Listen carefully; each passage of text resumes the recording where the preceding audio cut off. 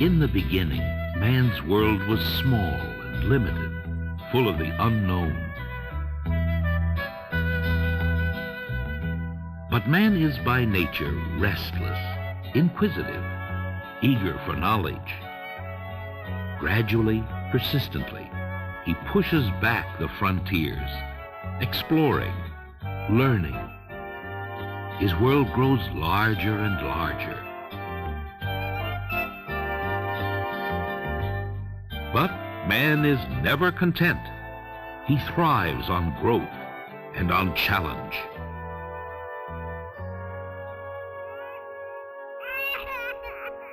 But man still needs the creature comforts of home, a place to live, food to eat. And for that, he hasn't found a place that can beat our Earth.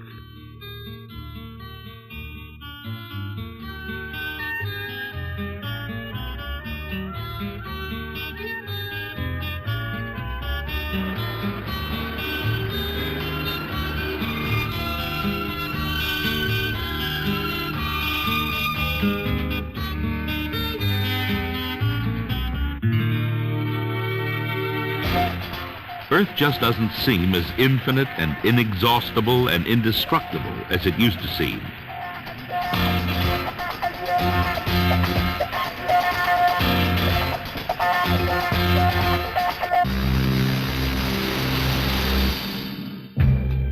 For instance, when you stop and think that just one single 10-mile thick blanket of air covers the entire Earth, and it's being polluted in New York and London and Moscow and Tokyo, as well as in Los Angeles.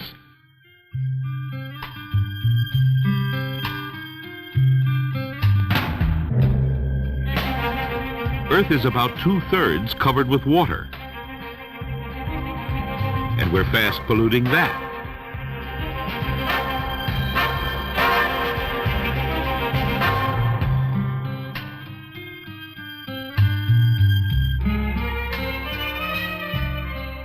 Fishing sure isn't as good as it used to be, anywhere.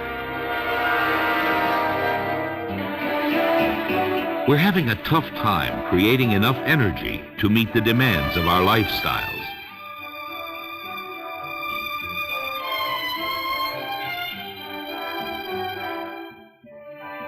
And we're having a tough time locating oil and mineral deposits fast enough.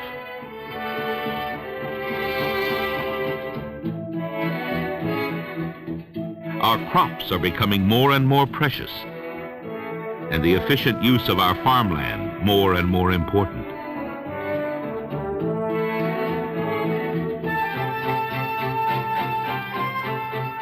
Our resources of fresh water for irrigation and for human consumption are more and more critical. Long-range planning to conserve and to utilize all of our resources efficiently is imperative, not only in the United States, but in every country of the world. We're all riders on the same planet, sharing the same life support system. That's what space flight is all about. It's a valuable tool in preserving and managing our Earth, not from the standpoint of regions and national boundaries and language barriers and ideologies, or color or race or anything other than survival.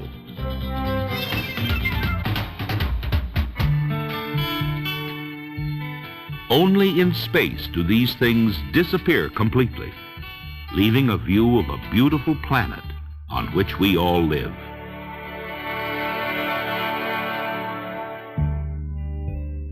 And we're developing equipment and techniques to use in space that will be invaluable in the management and preservation of our Earth in the years to come.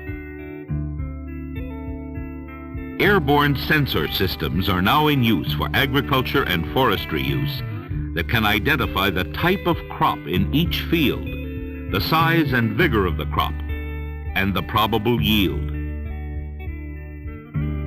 The more vigorous plants show up as a darker red in this infrared photograph.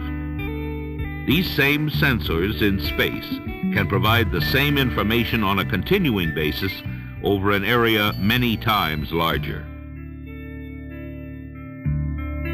The systems can identify crop blight or insect infestation, in many cases before it can be detected from the ground. Photos from space can provide geologists with accurate maps and replace years of surface exploration. One photo can determine the features of an entire region. This photo from space, showing the Nile River winding up the right side of the picture and the Red Sea in the background, shows graphically how the space view can help manage water resources and give information that is vital to the planning of dams or reservoirs. Orbiting sensors will be able to locate areas of geothermal activity, an energy source that is non-polluting and has great potential for the future. Our weather satellites have already improved the speed and accuracy of weather forecasts, saving farmers, builders, and property owners billions of dollars each year, and helping to protect the lives of millions of people. This photo of the Grand Bahama Bank shows the wealth of ocean surface and undersea detail that can be plotted from space. This picture shows the pattern of thermal effluent, or discharge of hot water from a power plant in Italy into a harbor. Pollution by oil, sewage, and thermal discharges can be detected and plotted both day and night by infrared scanners.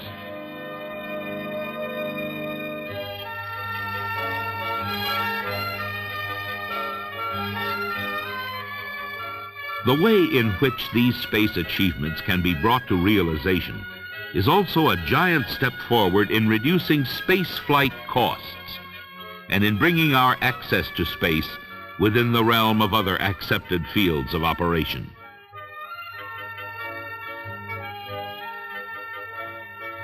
The space shuttle now being built will lower the cost of placing payloads in space by some 90%.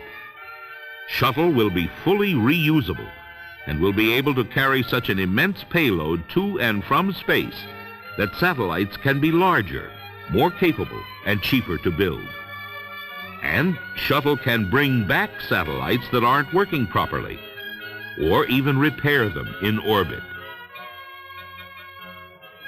Representative Louis Fry, member of the Congressional Space Committee, recently gave his views of our future in space.